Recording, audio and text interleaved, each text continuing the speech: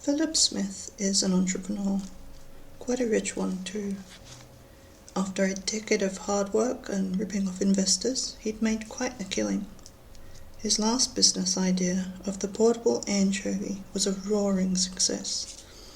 He received for it countless awards he doesn't know the name of. He never was good with naming things. I mean, what does portable even mean for a pizza topping? As well as rich and excessively confident, he had too much time on his hands. He'd sold each of his business ventures to the first sucker that offered. You might consider him informally retired. Of course, Philip was never one to stop after one bad idea. What genius ever does? On this Friday evening, he'd thought up his best idea yet, an all-you-can-eat buffet on Mars. Pleased with himself for such a stroke of genius, he called his assistant immediately. The assistant begrudgingly slapped the phone next to her bed and squeezed it to her face.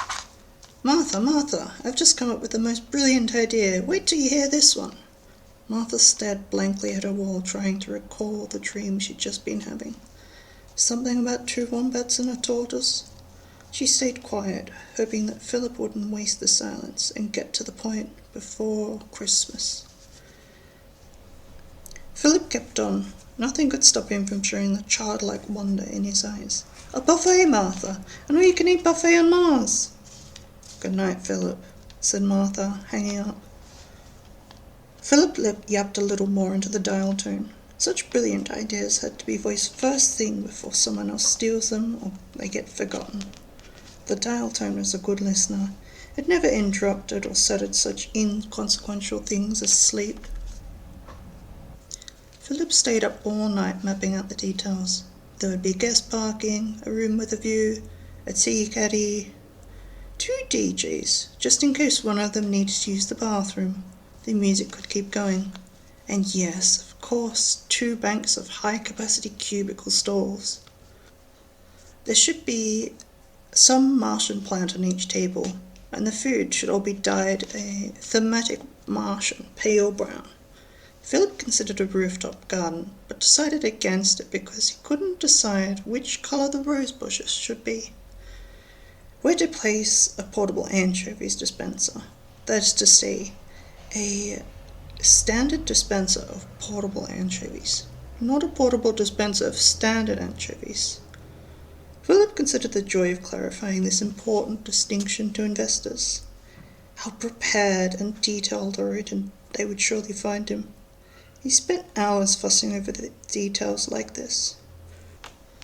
When he was finally done, he titled it Philip's Big Red All-You-Can-Eat Coffee on the Red Planet, and then he collapsed into bed. The next morning, Philip woke up bright and early at 2 p.m. He noticed 2 missed calls and a text message on his phone. They can wait, he thought. This is so much more important. He glanced over the notes. This is the stuff that dreams are made of, he decided to himself. Looking back over the sheets, he did notice a small flaw. Of course, he considered. Forgot the loading bay. He added a box to the side of the main building, labelling it poetically as the Bay of Loading Things. What a nice touch, he considered. He rubbed his lower face while refamiliarizing himself with the plans. It was a small pity he decided against the rooftop garden, but nothing can be perfect, can it? He shooed his butler over to get him some breakfast. "The same as every morning, sir." "The same as every morning, Putty." It was a formality they exchanged every morning. A couple minutes later, breakfast was served. "Portable anchovy, Mr. Putty." "No, thank you, sir. I'm quite fine." Philip didn't really understand why his butler seemingly ate no food for breakfast. Who butlers the butler's breakfast? He didn't care enough to ask. Besides, he had work to do. Philip ate his Nutella on toast and drank his apple juice. When he was done, he shoved the tray off the side of the bed, calling for the butler again. The butler dutifully removed the tray from the room and washed the faded carpet patch next to Philip's bed. In the meantime, Philip picked up his phone and called his dad. "Hi Dad, I need something." "Good afternoon, son. I'm a little busy right now. Can you call me back in 15 minutes when this meeting concludes, please?" Philip continued. "It's really important, Dad. It can't wait. I need to tell you it right now." Philip's father sighed. Morty is his name. He felt so very tired. "Are you sure this can't wait a few minutes, son? This meeting is extremely important." Morty sighed, awaiting the inevitable response. "This is way more important. I have to tell you now." Morty gestured apologetically to his colleagues and left the room. "Son, why don't you talk to the new assistant I hired for you? Beatrice said she's very detail-oriented, if you know what I mean. Martha is happy to work with men and women. She's very modern like that. I really think you should tell her." Philip cut him off. Boring dad nonsense he didn't care for. Philip isn't detail-oriented in that way.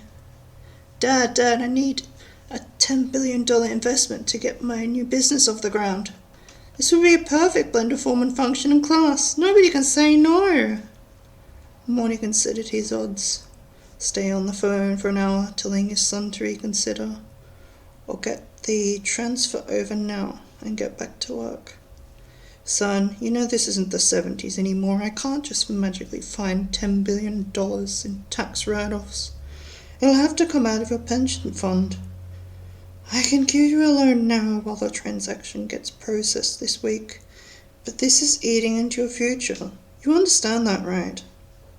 "I understand, Dad. I can't ask again. I wouldn't have come to you unless it was important."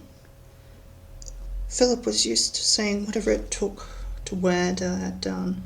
He knew very well how to convince people he was the smartest one in the room.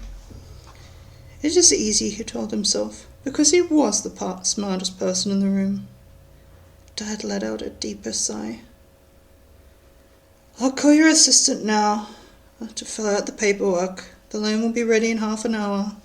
"Thank you, Dad, thank you. You're the best dad ever. I'm lucky to have you." Morty smiled widely. He knew what it was like to have a difficult father. He felt pride in making his son's life much simpler than his. No need for learning how to save, the value of money. Just a long, pleasant life. "Take care, son." Philip hung up and reconsidered his room. Maybe he should put a portable anchovy dispenser, the second kind, in his own room. Philip decided just to start with that. The rest of the Mars plans can wait. The portable anchovy dispenser was far more important than any other details. Investors love detail. As Dad often says, this would become the grand achievement of his life, he thought to himself. "I'm such a smart guy," said Philip.